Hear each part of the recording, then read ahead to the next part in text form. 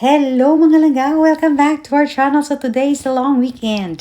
At ito ang ganap ni langga ngayon. Gusto nang mag-change oil ng kanyang car at saka mag-change ng tire. So tingnan natin kung magkano ang masasave natin sa kanyang DIY. Ayan, nag-change oil na siya. Meron siya. Ayan, tumutulo na siya. Ayan, tumutulo na siya yung oil. Tapos meron siyang pan, yung pan na nabili namin. Less than 50 lang yata yan, yung pan na yan, di ba? 20. 20 daw, 20. 20 bucks. $20. Tapos yung oil na ilalagay niya. Hi! Dalaga na yun, no? Ilalagay niyang oil. $30 pa yung oil. Ha? $30 pa yung oil. $30 yung oil na ilalagay niya.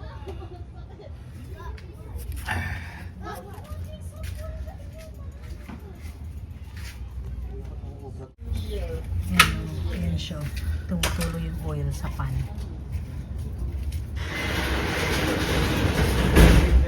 Ha? Blade? Ayan, meron siya. Paubos na. Paubos na. Ang bilis naman ba pala? Ang bilis naman pala mag-change oil.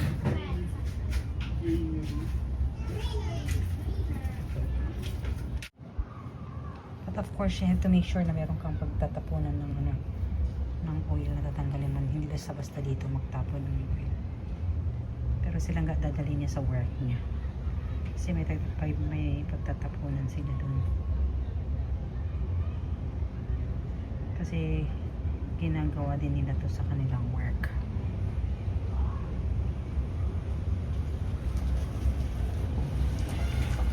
And then later, pagkatapos siyang mag-change oil, iti-change din niya itong tire. Kasi kaya lang tire natin. Just, ano to winter tire. He will change it into fall season tire. Mahal din kasi pagpapalit ng tire para naman makatipid tayo. Ayan, check na niya. Tapos na.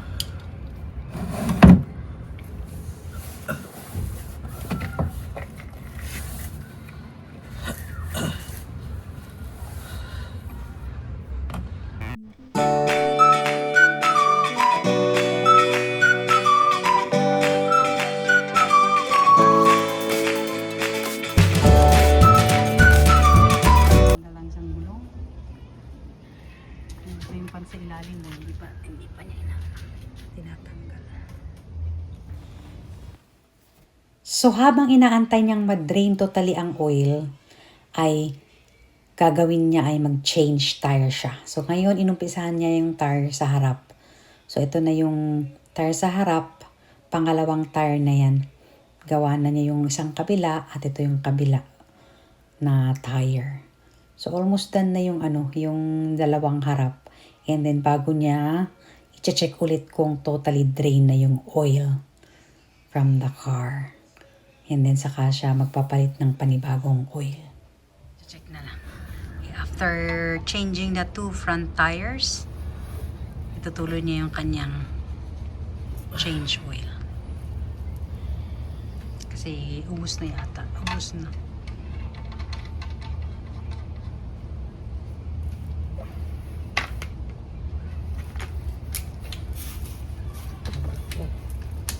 Ratchet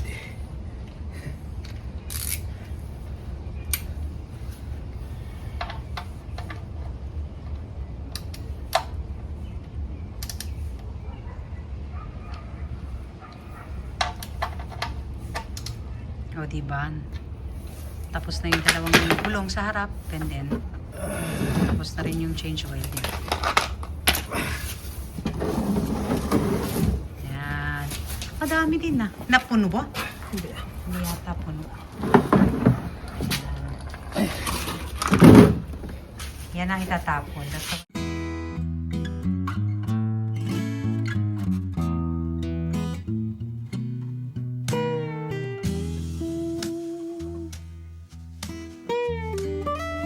ka. He's gonna have to drain it and put the new oil in. Tapos ang mahal-mahal. Mahal ng bayad actually for change oil.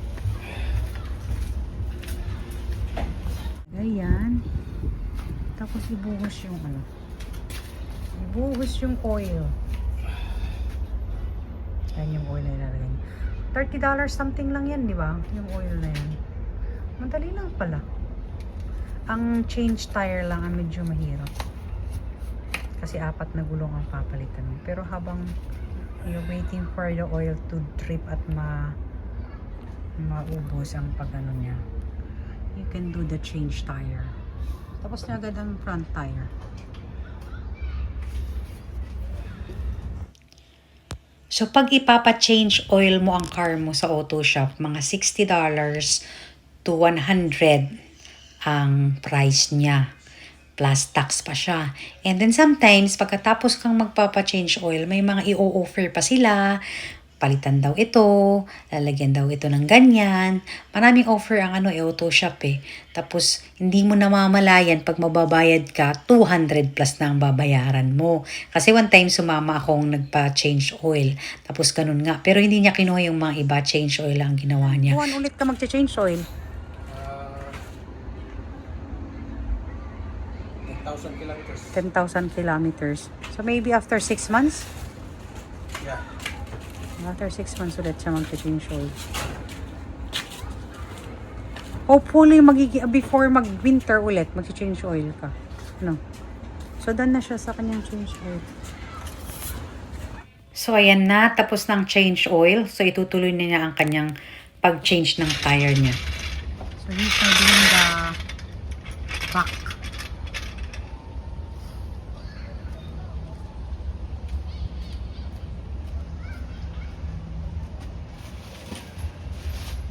Kasi tapos na yung front. Ayan, tapos na yung front niya. So, yun na ang gagawin na niya. Pinagsabay niya kasi ang pag-change ng oil at saka change tire.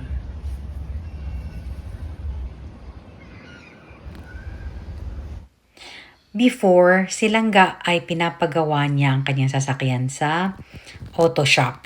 Nagpapa-change oil at nagpapa-change tire siya doon. Pero ngayon, sobrang mahal na ang lahat. Wala nang mura. Mapapaiyak ka na lang talaga. So, ngayon, nag-decide siyang i-DIY na lang niya para makakamura daw kami. So, parang bumili lang kami ng pan at saka oil. Ayan. Just only $50. Kaya DIY lang talaga ang malakas, o di ba? So kung anong gusto niyo i-DIY sa buhay ninyo, i-DIY na rin. So ayan na, last tire na lang siya. Baka nagtatanong kayo kung bakit namin kailangan magpalit ng gulong. Simple lang ang sagot, for safety reasons. Kasi dito sa amin ay may snow. At mas safe ka pagka winter tire ang gagamitin mo during winter season. And then pag wala nang snow, and then you can change your tire into all-season tire. So, ganun lang.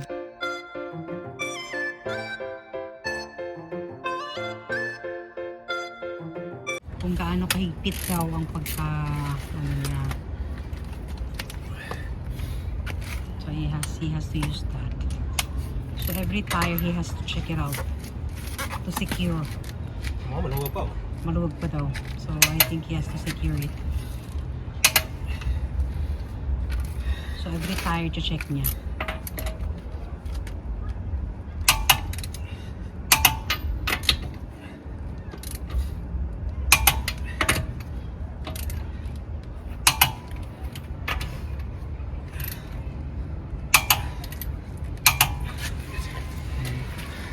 Tapos ito naman sa harap.